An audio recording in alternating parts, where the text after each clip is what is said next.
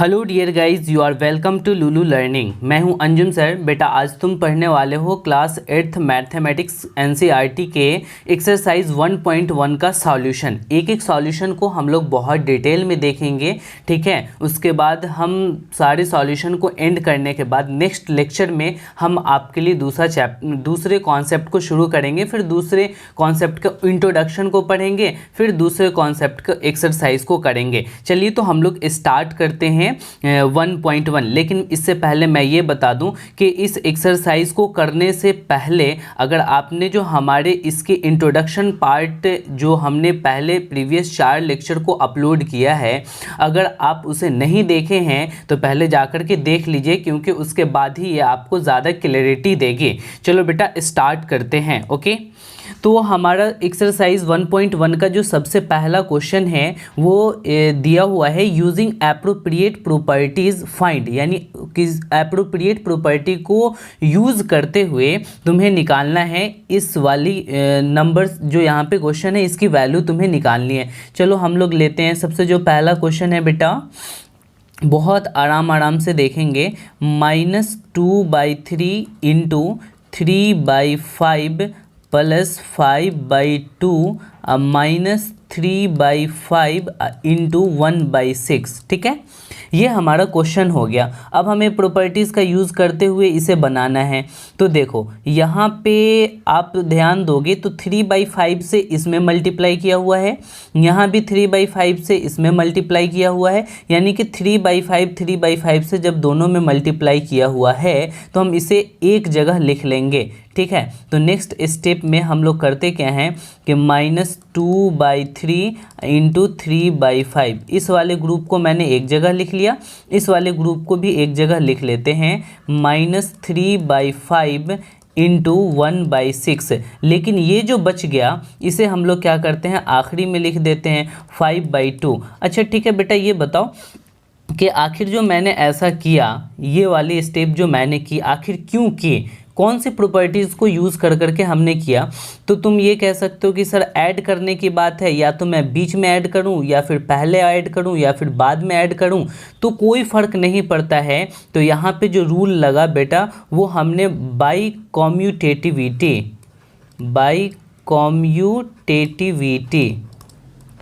ठीक है। कॉम्यूटेटिविटी रूल आपने पढ़ा था कि आप ऑर्डर चेंज कर दो, एडिशन का कोई फ़र्क नहीं पड़ने वाला है। इसी वजह से मैंने इसको लास्ट में ले गया, खुद से नहीं ले जा सकते। आपने कॉम्यूटेटिविटी पढ़ा हुआ है, ठीक है। अगर आपने नहीं पढ़ा है तो मेरे लेक्चर 4 में पूरी चीज़ें बहुत डिटेल में दी हुई हैं, मैं डिस्क्रिप्शन में उसे डाल दूँगा, जा कर के तुम पढ़ लेना। तो 5/2 को हमने लास्ट में ले गया। अब क्या किए हम लोग, यहाँ पे ध्यान दो कि अब इसे सॉल्व कर रहे हैं। 3/5 इस वाले ग्रुप में भी है, 3/5 इस वाले ग्रुप में भी है, तो ये डिस्ट्रीब्यूट है। 3/5 यहाँ पे डिस्ट्रीब्यूट किया हुआ है 2/3 के साथ भी, 3/5 1/6 के साथ भी, तो यहाँ पे डिस्ट्रीब्यूटिविटी लगा सकते हैं। तो यहाँ पे ध्यान देना 3/5 दोनों में है तो हम 3/5 को कॉमन निकाल लेते हैं। तो इसमें आपका क्या बच गया, जो बच गया उसे ब्रैकेट में लिख लो। यहाँ पे बचा -2/3 एग्जैक्टली। यहाँ पे आपने इस ग्रुप में से 3/5 को बाहर निकाल लिया, तो क्या बच गया बेटा, माइनस के जगह तो माइनस देना पड़ेगा, यहाँ पे 1/6 बच गया, ठीक है। उसी तरीके से आप जो बचा हुआ है उसे लिख दो प्लस 5/2 एग्जैक्टली। इसमें आपने कौन सा प्रॉपर्टी को यूज़ किया है बेटा, तो यहाँ पे आप लिख देना बाई डिस्ट्रीब्यूटिविटी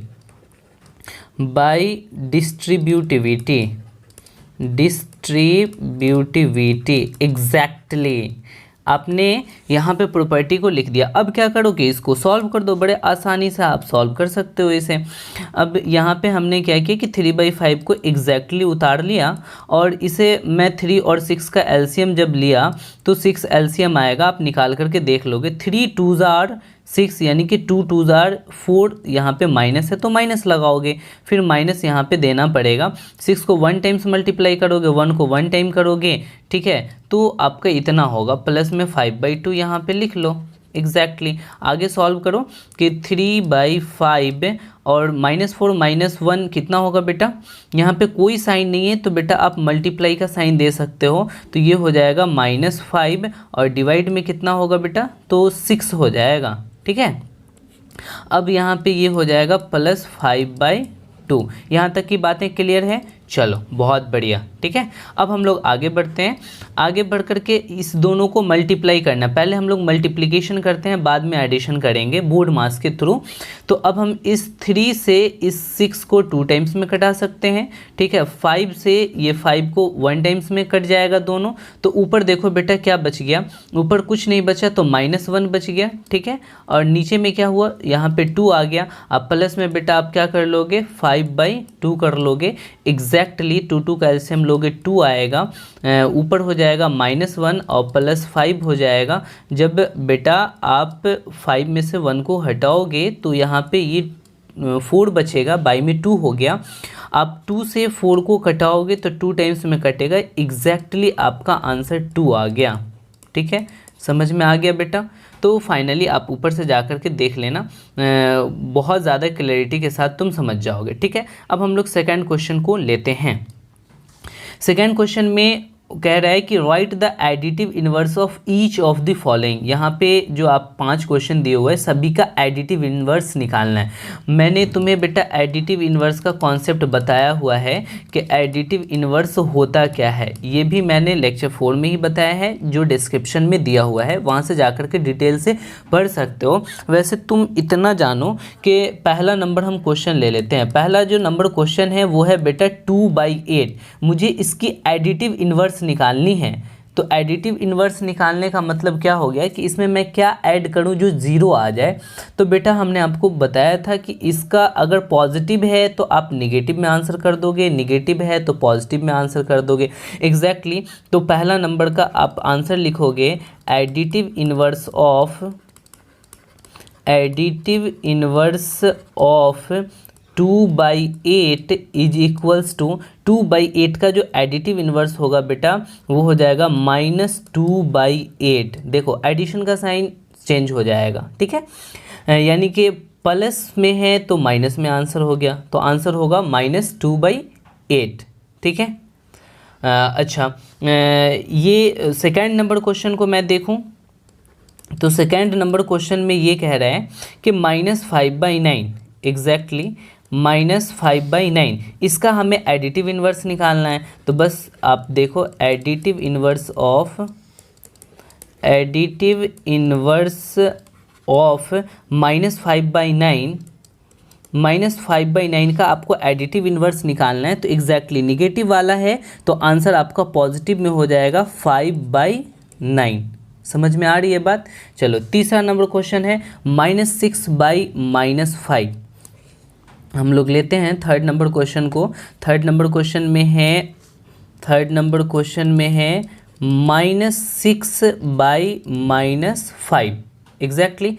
तो अब हम इसको ऐसे लिख सकते हैं, निगेटिव से निगेटिव कैंसिल हो जाएगा तो ये 6/5 बचेगा, ठीक है। अब हमें 6/5 की एडिटिव इन्वर्स निकालनी है। तो लिखेंगे एडिटिव इन्वर्स ऑफ 6/5 का जो एडिटिव इन्वर्स होगा बेटा -6/5 होगा, ठीक है। इसको तुम ऐसे भी लिख सकते हो -6/5। कोई ज़रूरी नहीं कि बीच में ही हम साइन लगाएं, आप बीच में या ऊपर कहीं भी साइन लगा दो, वो स्टैंडर्ड फॉर्म में ही रहता है, एग्जैक्टली। 3 नंबर के बाद हम लोग देख लेते हैं 4 नंबर क्वेश्चन में क्या कह रहा है बेटा। 4 नंबर में है 2/-9, ठीक है, 2/-9। जो 4th नंबर क्वेश्चन है वो है आपका 2/-9।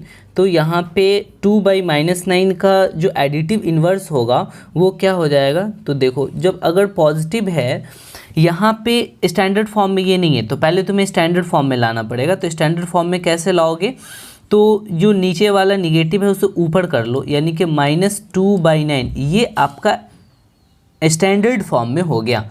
अब इसकी एडिटिव इन्वर्स निकालनी है आपको।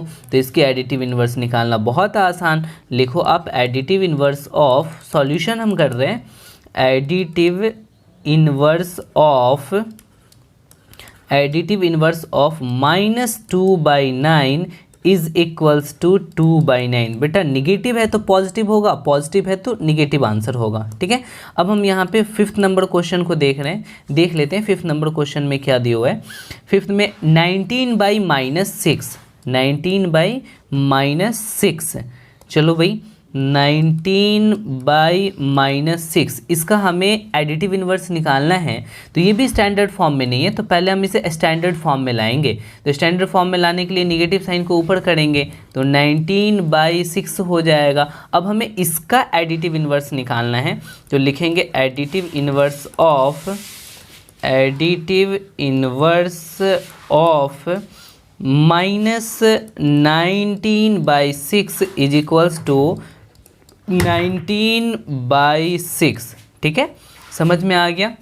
तो आपने पूरी की पूरी ये एडिटिव इन्वर्स निकालने वाले जो सेकंड नंबर क्वेश्चन में थी समझ चुके हैं। अच्छा बेटा, यहाँ पे आई थिंक मैंने ये क्वेश्चन को छोड़ दिया। यहाँ पे तो केवल और केवल आपके फर्स्ट क्वेश्चन का ही सॉल्यूशन हो पाया है। चलो मैं यहाँ पे आपको सेकंड क्वेश्चन का भी सॉल्यूशन कर करके बता देता हूँ। ठीक है, चलो मैं यहाँ से इसे कॉपी कर लेता हूँ, नेक्स्ट पेज में पेस्ट कर लेता हूँ। लो बेटा, अब यहाँ पे हमें क्या करनी है ना कि सेकंड वाली क्वेश्चन की सॉल्यूशन देखनी है जो मैंने पीछे छोड़ दिया था। चलो बेटा, हम पहले सेकंड नंबर क्वेश्चन को लिख लेते हैं, उसके बाद वो आसानी से कर पाएंगे।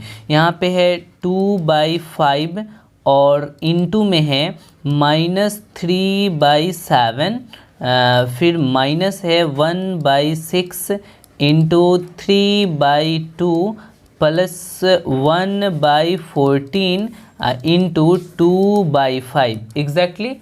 अब क्या है ना कि इसे हमें प्रॉपर्टीज़ का यूज़ करते हुए आगे बढ़ना है। तो देखो यहाँ पे आप ध्यान दोगे तो 2/5 इसके साथ मल्टीप्लाई है, 2/5 इसके साथ मल्टीप्लाई है, तो आप रीग्रुपिंग कर करके इसको एक साथ लिख लो। तो आप ऐसे लिख सकते हो कि 2/5 इंटू -3/7। ठीक है, यहाँ पे आपने इसको लिख लिया। फिर 2/5 वाले को इसी के साथ लिख लो, प्लस 1/14 इंटू 2/5, इसको भी मैंने एक साथ लिख लिया। अब जो बच गया उसको हम लास्ट में लिख देते हैं, -1/6 इंटू 3/2, ये इसको मैंने लास्ट में लिख दिया। अब यहाँ पे आपको बताना पड़ेगा कि किस प्रॉपर्टी से आपने ये कदम उठाया, ये स्टेप आखिर आपने क्यों आगे पीछे किया। तो यहाँ पे आप एक्चुअली में कॉम्यूटेटिविटी भी बता सकते हो कि कॉम्यूटेटिविटी के कारण, क्योंकि हम इसको घटाना था, तो घटाना था इस पूरे मल्टीपल वाले को, तो हम पहले भी कर सकते हैं बाद में भी कर सकते हैं, लेकिन सबसे ज़्यादा बेटर ये है कि आप यहाँ पे लिख दो बाई रीग्रुपिंग। यहाँ पे रीग्रुपिंग लिखना ज़्यादा बेटर होगा, बाई रीग्रुपिंग। मैंने रीग्रुपिंग कर करके आगे पीछे कर लिया है एग्जैक्टली। अब आपको करना क्या है, सॉल्यूशन निकालना है। तो 2/5 इसके साथ भी मल्टीप्लाई है, यानी इसके साथ भी डिस्ट्रीब्यूट किया हुआ है, 2/5 इसके साथ भी डिस्ट्रीब्यूट किया है, तो 2/5 बेटा आप कॉमन निकाल लोगे तो यहाँ क्या बचेगा, यहाँ जो बचेगा ब्रैकेट में लिख लेना, -3/7 बचा। ठीक है, अब प्लस का साइन है तो बेटा प्लस का साइन दोगे। 2/5 को तो इस ग्रुप में से आपने बाहर निकाल लिया, तो यहाँ पे क्या बचेगा बेटा, 1/14 बचेगा एग्जैक्टली। ब्रैकेट बंद कर लोगे तो इस दोनों ग्रुप का काम हो गया। अब यहाँ पे जो चीज़ है वैसे का वैसे ही आप उतार लो, 1/6 इंटू में 3/2 हो गया। अब क्या करो, इसे आप सॉल्व करो। आप इसे सॉल्व करोगे तो 2/5 की जगह 2/5 ही लिखना पड़ेगा। 7/14 का आपको एलसीएम लेना पड़ेगा बेटा। 7/14 का एलसीएम तुम्हें पता है कि 14 होने को है, तो 7 2s आर यानी 3 2s आर -6 होगा। प्लस के जगह प्लस लिखेंगे, 14 को 1 से कर रहे हैं तो 1 को 1 से करेंगे, इतना ही होगा। ठीक है, अच्छा यहाँ से आप सॉल्यूशन भी कर सकते हो। कैसे सॉल्यूशन कर सकते हो, तो देखो यहाँ 3 से आप इसको, क्योंकि दोनों आपस में मल्टीप्लाई है, 3 2s आर 6 एग्जैक्टली। बस आप आगे बढ़ जाओ, यहाँ पे 3 को ऊपर तो कुछ बचा नहीं, तो आपका आंसर होगा माइनस में 1/2 2s आर 4। यहाँ पे इस तरीके से लिख सकते हो।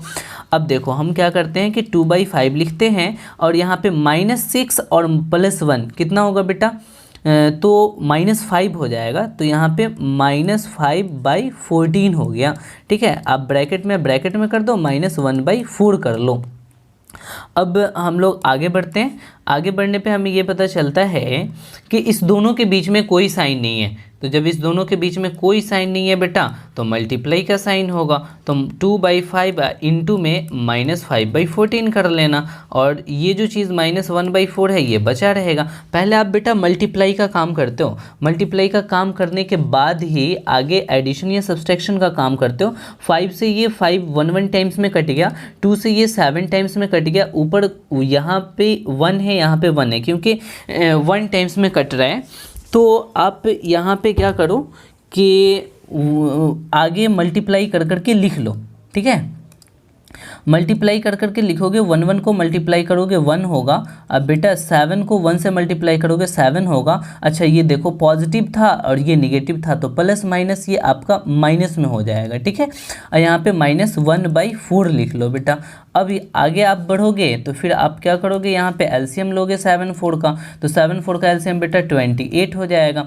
अब 4 से 1 में मल्टीप्लाई करोगे तो 4 1 जा 4, यहाँ निगेटिव है तो निगेटिव साइन, यहाँ माइनस दे करके 7 से करोगे तो यहाँ पे 7 होगा। वैसे भी देख लो 7 4s are तो 1 4s are 4, 4 7s are तो 1 7s are 7, ठीक है। तो यहाँ पे बेटा क्या हो जाएगा, -4 -7 -11/28 जो आपका आंसर हो गया, -11/28। एग्जैक्टली आपने पहला नंबर का दोनों क्वेश्चन को समझ लिया, ठीक है। उसके बाद आपको मैंने दूसरे नंबर का भी 5 क्वेश्चन को मैंने समझा दिया था, ठीक है। अब थर्ड नंबर क्वेश्चन पे हम लोग चलते हैं, ठीक है।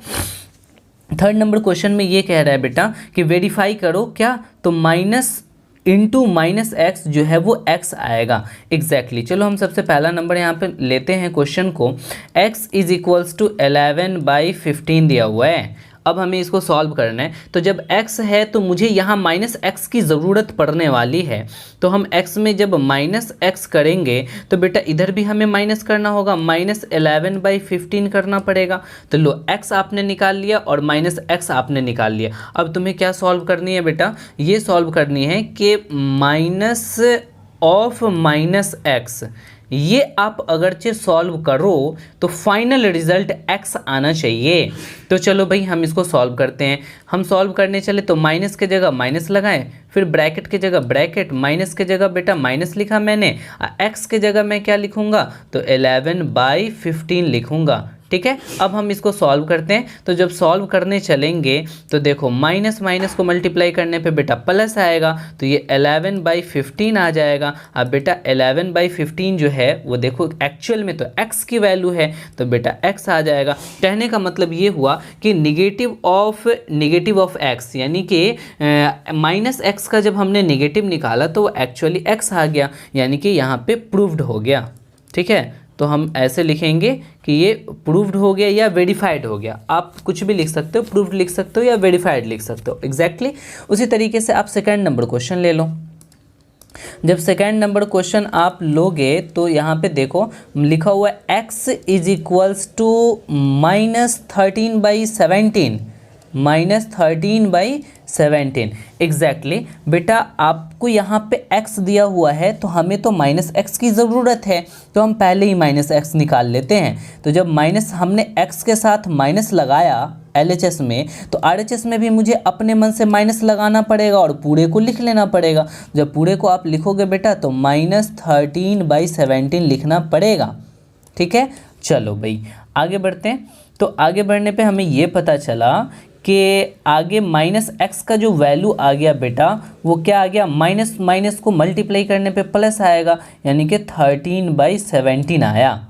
एग्जैक्टली मुझे तो यहाँ पे शो करना है, वेरीफाई करना है कि निगेटिव ऑफ x, यानी कि -x का निगेटिव निकालने पे x आना चाहिए। चलो हम सॉल्व करते हैं। माइनस के जगह माइनस रखा, ब्रैकेट के जगह ब्रैकेट रखा, माइनस के जगह माइनस रखा, या फिर यूँ कर लो कि -x का वैल्यू रख लो यहाँ पे।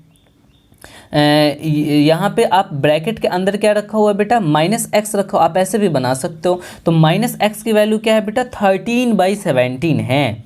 तो आपको मैं यहाँ पे ये हटा देता हूँ। हाँ चलो, यहाँ पे ब्रैकेट में हम रख लेते हैं 13/17। देखो एग्जैक्टली जब आप इसे सॉल्व करोगे तो इसका आंसर कितना होगा, -13/17 ब्रैकेट को हटाने पे। तो देखो तो एक्चुअल में ये वैल्यू किस चीज़ की है बेटा, x की वैल्यू है। तो लो बेटा यहाँ पे x आ गया, फिर आप लिख दो कि प्रूव्ड या वेरीफाइड, आपको जो लिखना है लिख दो। तो ये क्वेश्चन को भी आप समझ लिए। चलो नेक्स्ट क्वेश्चन पे मूव करते हैं। ये 4th नंबर क्वेश्चन है बेटा। 4th नंबर क्वेश्चन में क्या बोल रहा है, find the multiplicative inverse of following. यहाँ पे 1 2 3 4 5 6 क्वेश्चन है, सबका मल्टीप्लिकेटिव इनवर्स आपको निकालना है। तो मल्टीप्लिकेटिव इनवर्स आप बहुत डिटेल में जानते हो, फिर से वही बात मैंने पिछले लेक्चर में मैंने पढ़ाया हुआ है, जो लेक्चर 4th है और डिस्क्रिप्शन बॉक्स में आपको दिया हुआ है, वहाँ से जाकर के आप देख लीजिए मल्टीप्लिकेटिव इनवर्स क्या होगा। तो मल्टीप्लिकेटिव इनवर्स के बारे में हमने आपको ये बताया था कि मल्टीप्लाई करने पे 1 आना चाहिए। यानी कि मैं पहला क्वेश्चन ले लेता हूँ, ठीक है। -13 का मल्टीप्लिकेटिव इनवर्स क्या होगा, जिसको रेसिप्रोकल भी कहते हैं। तो -13 में मैं क्या मल्टीप्लाई करूं कि 1 आ जाए, तो आप कहोगे कि सर 1/-13 से आप मल्टीप्लाई कर दीजिए, क्योंकि 13 से 13 यहाँ पे कैंसिल हो जाएगा, तो फाइनल रिजल्ट 1 आ जाएगा। इसका मतलब कि -13 का जो रेसिप्रोकल हो गया बेटा, वो 1/-13 हो गया। यानी न्यूमरेटर को डिनोमिनेटर, डिनोमिनेटर को न्यूमरेटर में यहाँ कन्वर्ट कर देते हैं, तो आपका मल्टीप्लिकेटिव इनवर्स निकल करके आ जाता है। तो यहाँ आप कहोगे मल्टीप्लिकेटिव इनवर्स ऑफ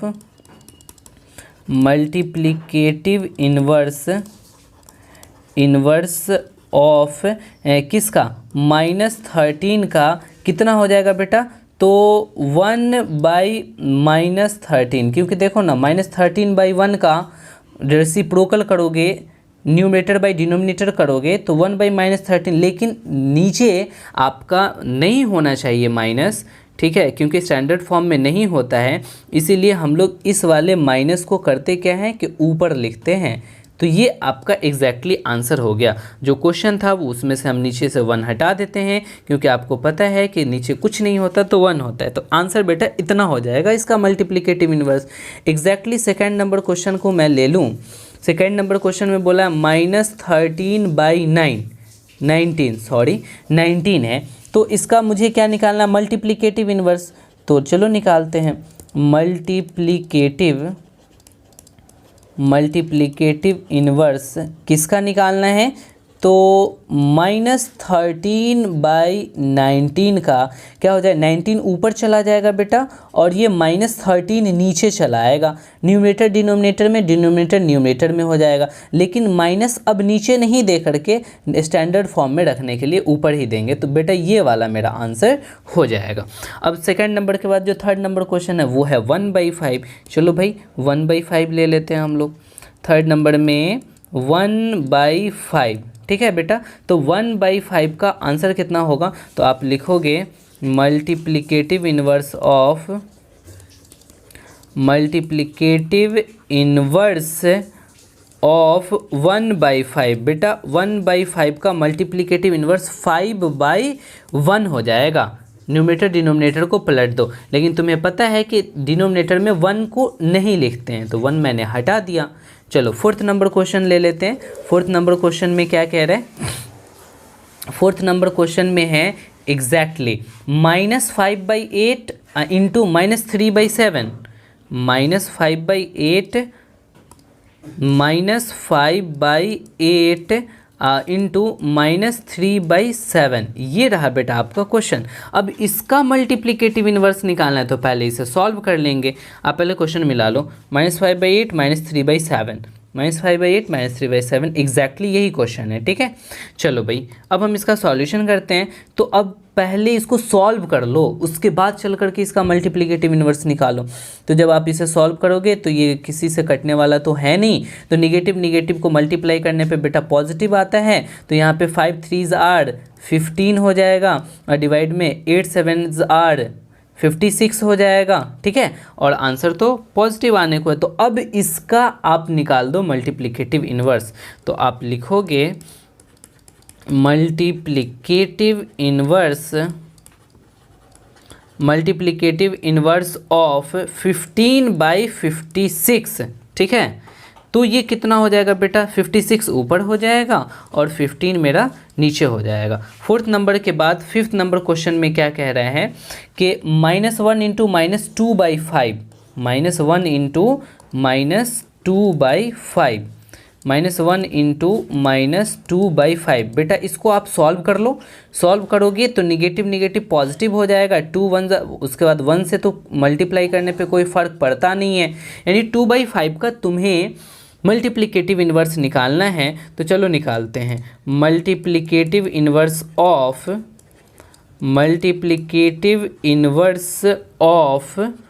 2/5, तो 2/5 का 5 ऊपर चला जाएगा और 2 नीचे आ जाएगा, तो ये हो गया मल्टीप्लिकेटिव इन्वर्स। 6 नंबर क्वेश्चन में देखो, 6 नंबर क्वेश्चन में क्या कह रहा है बेटा, -1 का मल्टीप्लिकेटिव इन्वर्स निकालना है, -1 का यानी -1। तो बेटा एग्जैक्टली मल्टीप्लिकेटिव इन्वर्स ऑफ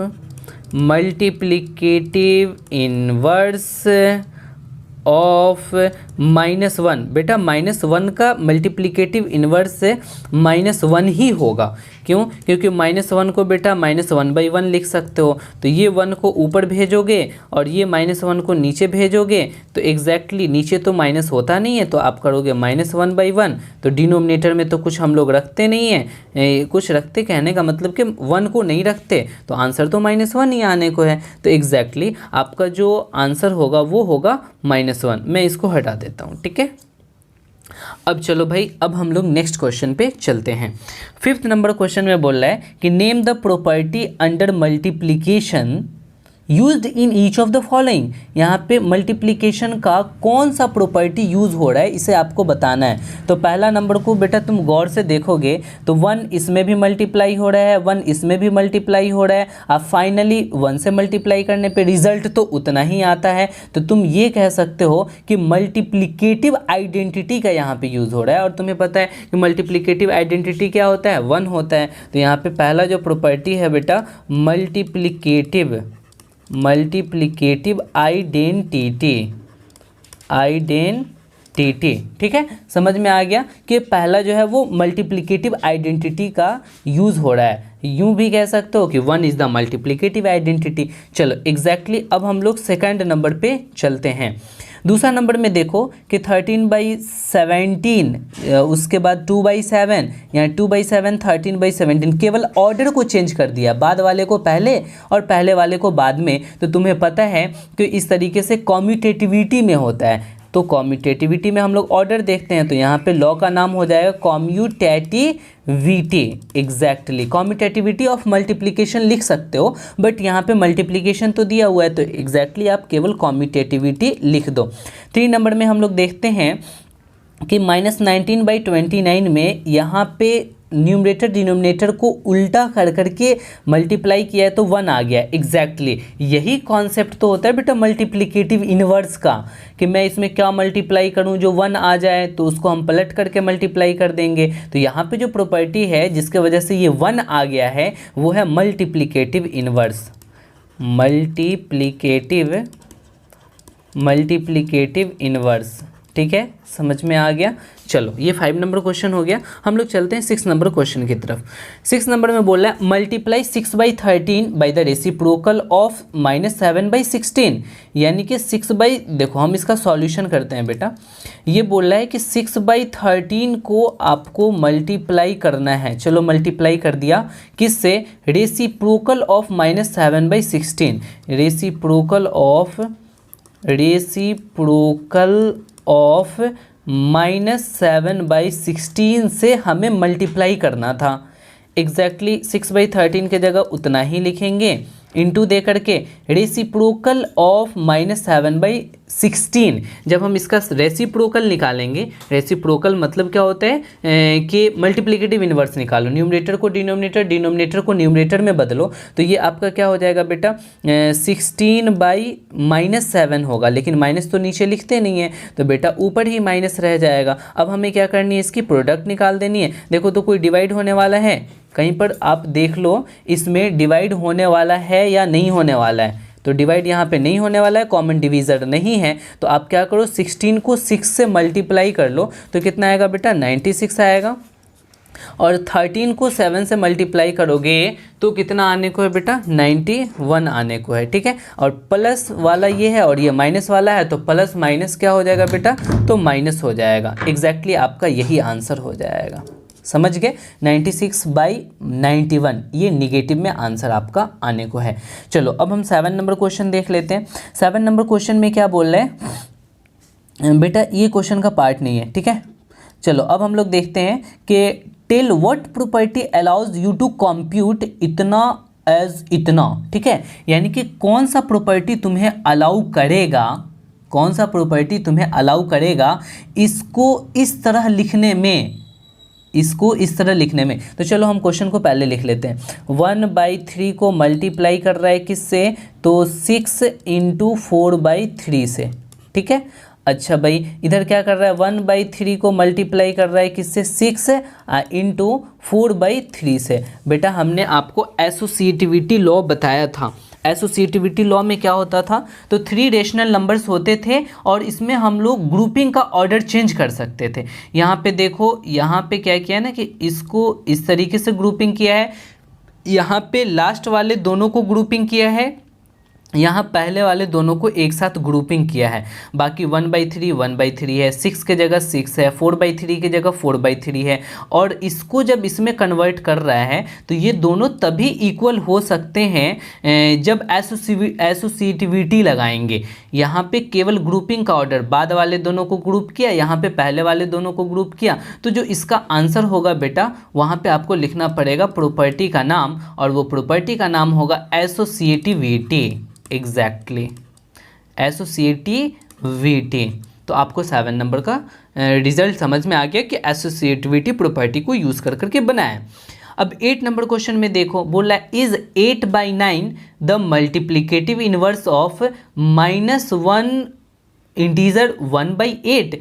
क्या इसका ये मल्टीप्लिकेटिव इनवर्स है, इस 8/9 का 8/9 जो है वो इसका मल्टीप्लिकेटिव इन्वर्स है y और y0। क्यों और क्यों नहीं, तो बेटा हमें पता है कि मल्टीप्लिकेटिव इन्वर्स अगर ये इसका होगा तो दोनों को मल्टीप्लाई करने पे 1 आएगा। चेक कर लेते हैं, तो हम चेक करते हैं। तो यहाँ पे आप 8/9 को मल्टीप्लाई करो किससे बेटा, माइनस में 1/8 से, ठीक है। आप इसे मल्टीप्लाई कर लो, मल्टीप्लाई करने पे अगरचे 1 आ गया तो मल्टीप्लिकेटिव इन्वर्स होगा, और 1 नहीं आया तो मल्टीप्लिकेटिव इन्वर्स नहीं होगा। चलो हम लोग करते हैं, 8/9 है और इनटू में यहाँ पे आप क्या करोगे, 8 × 1 = 8 और 1 को करोगे तो 9/8 हो जाएगा बेटा। और यहाँ पे क्या करना पड़ेगा, आपको निगेटिव साइन देना पड़ेगा। अब यहाँ पे ये कटने वाला अगर है तो आप उसे कटा लो, 8 से 8 कैंसिल होगा, 9 से 9 कैंसिल होगा। जो फाइनल रिजल्ट आएगा वो फाइनल रिजल्ट क्या आएगा, तो यहाँ पे ऊपर में -1 हो जाएगा और नीचे में 1, यानी कि हमें -1 आ रहा है जो 1 के बराबर नहीं है, 1 के बराबर नहीं है। जब 1 के बराबर नहीं है तो आप ये कह सकते हो कि 8/9 is not the multiplicative inverse of -1 integer 1/8। तो यहाँ पे आपको लिखना पड़ेगा 8/9 is not the multiplicative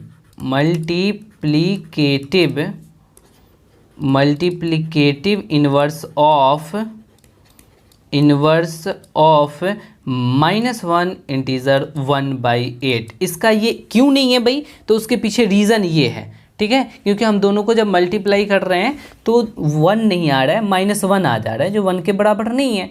exactly चलो इसका आंसर हो गया कि ये नहीं है मल्टीप्लिकेटिव इनवर्स। अच्छा 9 नंबर क्वेश्चन में बोल रहे हैं क्या is 0.3 the multiplicative inverse of 3 integer 1/3 y और y0। एग्जैक्टली सेम क्वेश्चन है, आप यहाँ भी वही ट्राई कीजिए कि 0.3 को मल्टीप्लाई करने पे किससे बेटा 3 1/3 से क्या 1 आ रहा है, चेक करो। 0.3 को बेटा आप लिखोगे 3/10, क्योंकि डेसिमल हटेगा तो बाई में एक डिजिट है तो 10 आएगा, इंटू में 3 3 = 9 और 1 करोगे यानी कि 10/3 आ जाएगा। आप इसको क्या करो, इस 3 से 3 कैंसिल होगा, 10 से 10 कैंसिल हो गया, 1 आ गया। एग्जैक्टली प्रोडक्ट करने पे यहाँ पे जो है वो वैल्यू 1 आ गया, तो आप कह सकते हो कि यस यस कह सकते हो। 0.3 is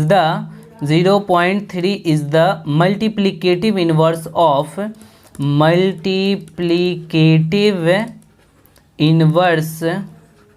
multiplicative inverse of 3 integer 1/3। Exactly आपको ये समझ में आ गया। चलो हम लोग आगे बढ़ते हैं। अब 10 नंबर क्वेश्चन में देखो क्या कह रहा है। बोल रहा है कि द रेशनल राइट लिखो the rational number that does not have a reciprocal. एक ऐसा रेशनल नंबर जिसके पास कोई रेसिप्रोकल नहीं होता बेटा।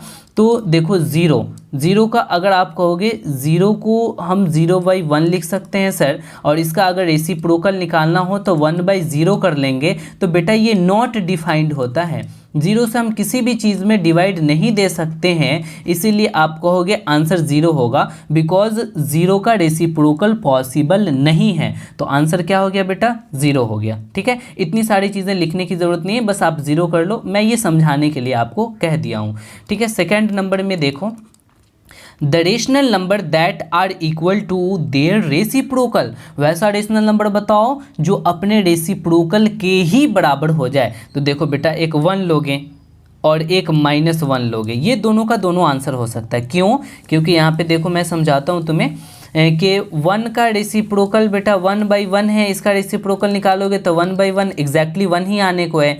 अच्छा -1 को हम लिख सकते हैं क्या? तो -1/1 जब आप इसका रेसिप्रोकल निकालोगे तो 1/-1 हो जाएगा। ठीक है, अब हम इसको क्या लिख सकते हैं? निगेटिव को ऊपर लेकर के चलेंगे तो -1/1 हो जाएगा। अब ये स्टैंडर्ड फॉर्म में लाने के लिए मैंने इसे किया, तो यानी -1। देखो तो जब -1 को यहाँ पे आप -1 को इतना लिख सकते थे, इतना किया आपने रेसिप्रोकल के लिए, फिर आपने क्या किया? -1 ही लेकर के आया। फिर आपने 1 को 1/1 लिख सकते थे, फिर 1/1 का रेसिप्रोकल उतना ही, 1 का भी रेसिप्रोकल 1 ही आ गया। देखो मैंने यहाँ रेसिप्रोकल निकाला, -1 का भी जब मैंने रेसिप्रोकल निकाला तो -1 आ गया। यानी यही दो ऐसे नंबर्स हैं जिसका रेसिप्रोकल वही होता है। एग्जैक्टली। अब हम लोग थर्ड नंबर क्वेश्चन को देखते हैं। थर्ड नंबर क्वेश्चन में क्या कह रहा है? थर्ड नंबर में कह रहा है कि the rational number that is equal to its negative. वैसा रेशनल नंबर तुम बताओ जो अपने निगेटिव के ही बराबर हो। तो इसका भी आंसर बेटा आपका 0 ही हो जाएगा, क्योंकि 0 का जब आप निगेटिव करोगे बेटा, 0 का जब आप निगेटिव करोगे, 0 का निगेटिव करोगे बेटा, तो आपका हो जाएगा the rational number that is equals to its negative. तो निगेटिव करोगे तो -0 हो जाएगा। तो -0 को भी तो हम लोग 0 ही कहेंगे, क्योंकि तुम्हें पता है कि 0 ना ही निगेटिव होता ना ही पॉजिटिव होता। तो 0 का निगेटिव निकाला यानी निगेटिव लगा दिया तो रिजल्ट मेरा 0 ही आ गया। तो 0 का निगेटिव 0 ही कहलाए। तो आंसर आपका क्या हो गया बेटा? 0 हो गया। इसमें जो आपका काम का आंसर है वो केवल और केवल 0 है। ये सारी की सारी चीज़ें मैंने आपको समझाने के लिए बस बताया है। ठीक है, चलो भाई। तो आंसर पहला का 0, दूसरा का 1 एंड -1, थर्ड का जो है वो आपका 0 होगा। चलो नेक्स्ट क्वेश्चन पे हम लोग चलते हैं। नेक्स्ट क्वेश्चन में कह रहा है कि फिल इन द ब्लैंक्स करो। फिल इन द ब्लैंक्स में आपको ये कह रहे हैं कि 0 हैज़ डैश रेसिप्रोकल। 0 के पास कितने रेसिप्रोकल होते हैं बेटा? तो 0 के पास कोई रेसिप्रोकल नहीं होता है, तो आंसर हो जाएगा नो। 0 हैज़ नो रेसिप्रोकल, कोई रेसिप्रोकल 0 का नहीं होगा। मैंने इससे पहले बहुत डिटेल में बता दिया आपको। वैसे भी देख लो ना, 0 का आप रेसिप्रोकल आप अगर निकालना चाहोगे तो 0 को आप क्या लिखोगे? 0/1 लिखोगे। ठीक है, 0 को आप एग्जैक्टली इक्वल लिख सकते हो। यहाँ पे 0 को कोई भी बंदा 0/1 लिख सकता है। अच्छा, इसका रेसिप्रोकल निकालना है, अब एरो दे करके क्या करो? 1/0 कर लो। और ये तो बेटा नॉट डिफाइंड होता है। ये क्या होता है? नॉट डिफाइंड होता है। तो हम ये कह सकते हैं कि 0 के पास कोई रेसिप्रोकल नहीं होता, तो 0 has no reciprocal. The number dash and dash are their own reciprocal. कौन ऐसा नंबर है जो खुद का रेसिप्रोकल होता है? तो बेटा मैंने पिछले वाले क्वेश्चन में भी बताया, 1 एंड -1 का रेसिप्रोकल खुद ही आता है। तो यहाँ पे एक जगह 1 होगा और दूसरी जगह -1 होगा। Exactly. The reciprocal of -5 is, -5 का रेसिप्रोकल निकालना है। तो देखो यहाँ पे -5 का रेसिप्रोकल आप करोगे। अच्छा बेटा 2 का जो आंसर है वो 2 का आंसर तो मैंने लिखा ही नहीं। चलो मैं 2 का आंसर लिख देता हूँ। यहाँ पे जो सेकंड वाला आंसर हो जाएगा बेटा, वो सेकंड का आंसर हो जाएगा 1 एंड -1। 1, जो यहाँ पे 3 है बेटा, 3 का जो आंसर होगा वो क्या होगा, द रेसिप्रोकल ऑफ -5। देखो बेटा -5 को रेसिप्रोकल निकालना है तो -5 को हम -5/1 लिख सकते हैं। रेसिप्रोकल निकालने के लिए आप क्या करोगे कि 1/-5 करोगे। अच्छा भाई निगेटिव तो नीचे नहीं हो सकता, तो निगेटिव को ऊपर करो क्योंकि स्टैंडर्ड फॉर्म में मुझे लाना है। तो आपका आंसर क्या हो जाएगा बेटा, ये एग्जैक्टली आंसर होगा -1/5। तो यहाँ पे आप क्या फिल करोगे, -1/5। ठीक है, तो -1/5 आप कर दो, आपका आंसर आ जाएगा। 4th नंबर में क्या है कि reciprocal of 1/x where x does not is equals to 0। x 0 नहीं होगा भाई, सही बात है, x 0 हो जाएगा तो डिनोमिनेटर में 0 होगा तो डिवाइड अनडिफाइंड हो जाएगा। तो 1/x का रेसिप्रोकल क्या होगा बेटा, तो यहाँ पे देखो 4th नंबर में मैं बता रहा हूँ कि 1/x का तुम्हें रेसिप्रोकल निकालना है तो x को ऊपर ले जा बेटा, 1 को नीचे रहने दें, तो फाइनली आपका आंसर x हो जाएगा। तो यहाँ पे आप x फिल करोगे। समझ में आ गया? ठीक है, चलो आगे हम लोग चलते हैं। The product of 2 rational number is always a, 2 rational number का प्रोडक्ट क्या रेशनल नंबर ही होता है? तो एग्जैक्टली 2 रेशनल नंबर का प्रोडक्ट रेशनल नंबर ही होता है। तो यहाँ पे आप लिखोगे बेटा रेशनल नंबर। ठीक है, रेशनल नंबर लिख लेना। The reciprocal of A positive rational number is, देखो पॉजिटिव का रेसिप्रोकल पॉजिटिव ही होगा ऑलवेज, तो यहाँ पे आपका पॉजिटिव हो जाएगा। अच्छा ये कैसे होगा, तो देख लो, यहाँ पे 5th नंबर का जो आपका आंसर है बेटा वो होगा रेशनल नंबर, रेशनल नंबर। ठीक है, चलो अब यहाँ पे जो 6th नंबर का बेटा आंसर होगा वो क्या हो जाएगा, पॉजिटिव। ठीक है, अब इसमें कौन कौन सा आंसर है उन सारे आंसर को मैं कर देता हूँ। यहाँ पे आपका जो आंसर है वो बेटा 0 आंसर होगा। ठीक है, पहला का नो होगा, नो होगा, 0 नहीं, यहाँ पे आपको नो करना पड़ेगा। चलो ये नो है, फिर यहाँ पे 1 एंड -1 है, इसका आंसर -1/5 है, इसका आंसर x है, इसका आंसर रेशनल नंबर है, इसका आंसर पॉजिटिव है। भाई कोई भी पॉजिटिव को आप रेसिप्रोकल करोगे तो केवल न्यूमरेटर और डिनोमिनेटर में चेंज होगा। पॉजिटिव वाला का आंसर पॉजिटिव ही आएगा रेसिप्रोकल में, निगेटिव वाले का आंसर निगेटिव ही आएगा। तो एग्जैक्टली ये आपका पूरा का पूरा लेक्चर एंड हुआ। अब हम लोग एक्सरसाइज 1.2 की थ्योरी नेक्स्ट लेक्चर में पढ़ेंगे। ठीक है, ओके बाय, थैंक